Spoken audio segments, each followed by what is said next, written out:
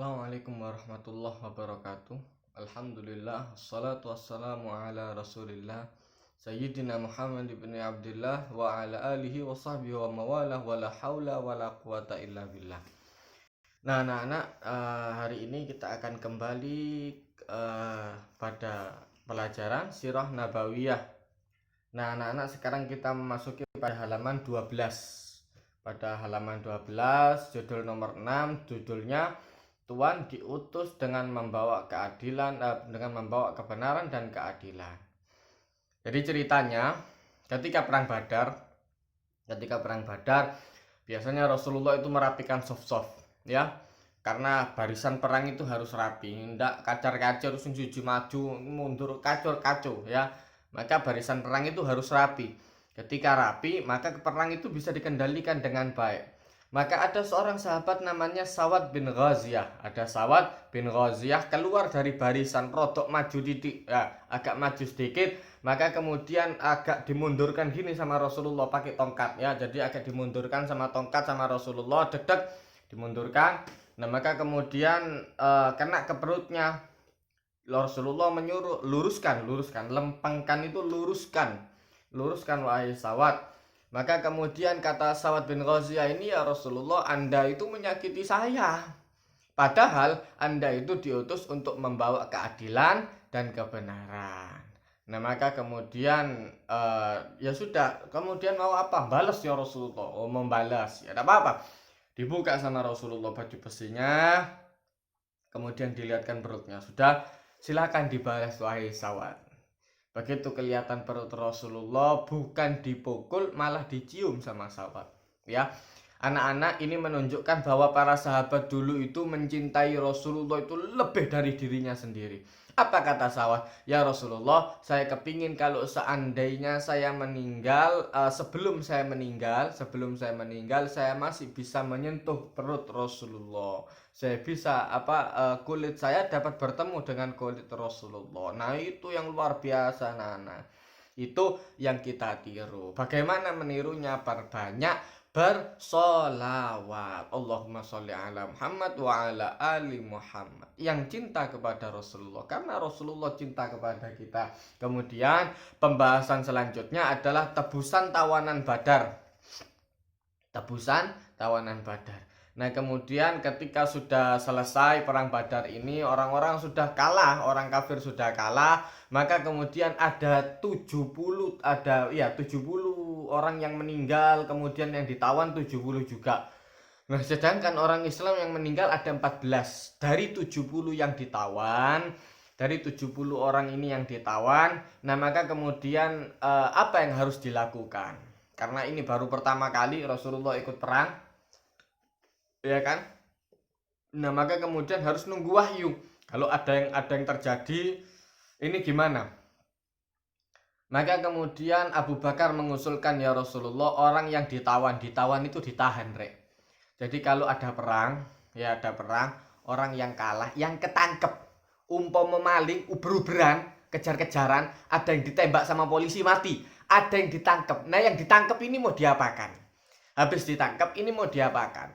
Nah setelah ditangkap, sudah ditawanan, maka kemudian Abu Bakar mengusulkan kepada Rasulullah, ya Rasulullah, ini tawanan dilepaskan lagi aja. Kenapa?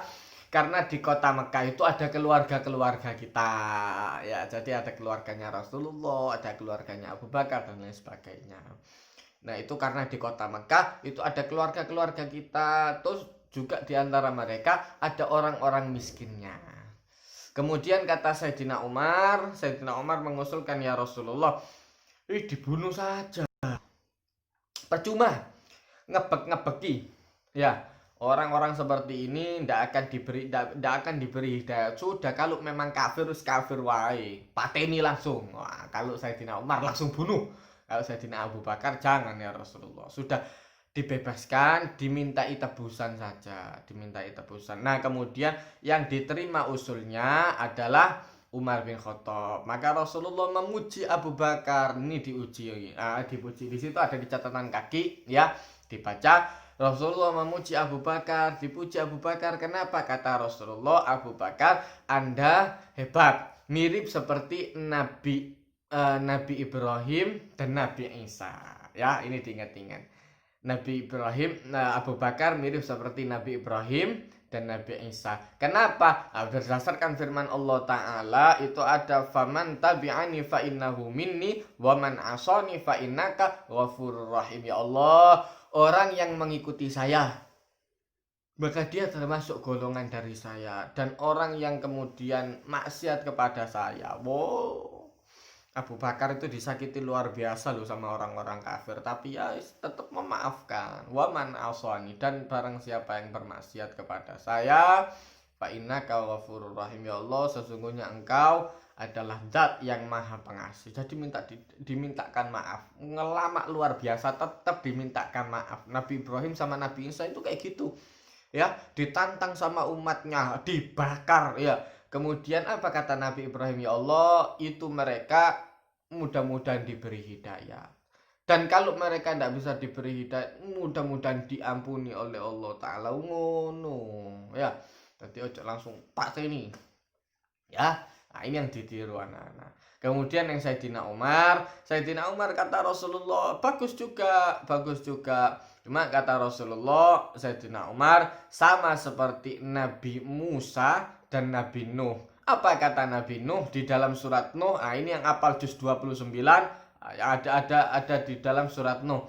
Apa kata Nabi Nuh? Rabbi la tadhar 'alal ardi minal kafirina dayyara innaka intadharhum yudillu 'ibadaka wa la yalidu illa fajiran kafara. Sama Nabi Musa juga berdoanya seperti itu. Rabbana liyudillu an sabili. Rabbana tmis 'ala amwalihim wasdud 'ala qulubihim fala yu'minu hatta yarawul 'adzabal alim. Alhamdulillah.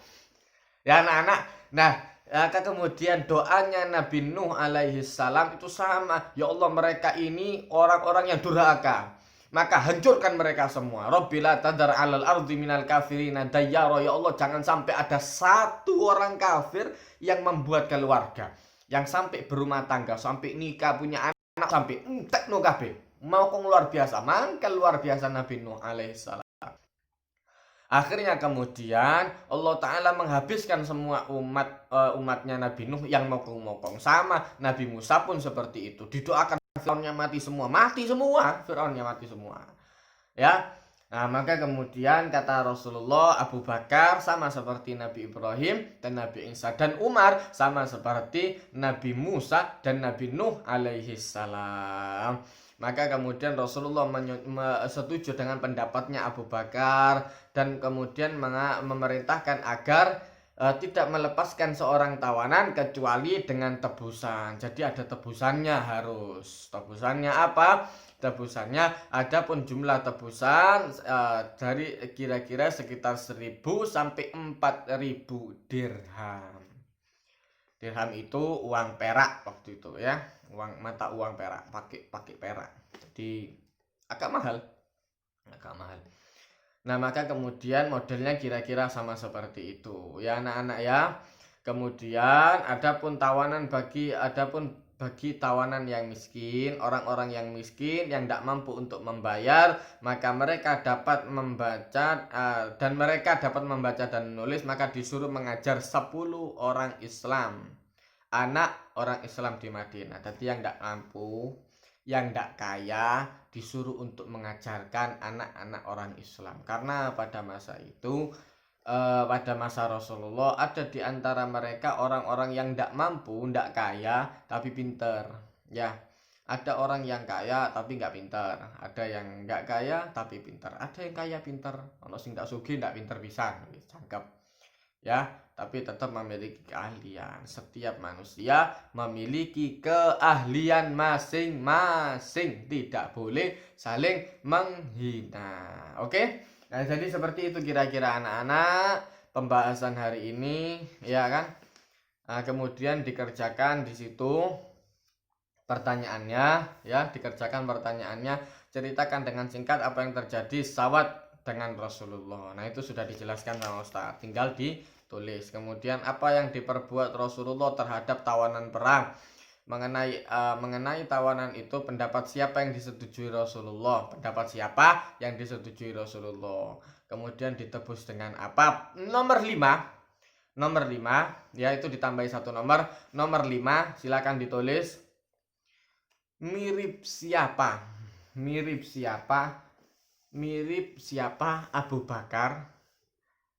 Kemudian mirip siapa pula Umar? Ya, mirip siapa Abu Bakar, kemudian mirip siapa pula Umar. Nabi siapa maksudnya, ya. Nabi siapa yang mirip dengan Abu Bakar dan Nabi siapa itu sudah dijelaskan dua-dua. Silahkan ditulis anak-anak ya. Mudah-mudahan bermanfaat. Barakallahu li wa lakum. Wassalamualaikum warahmatullahi wabarakatuh.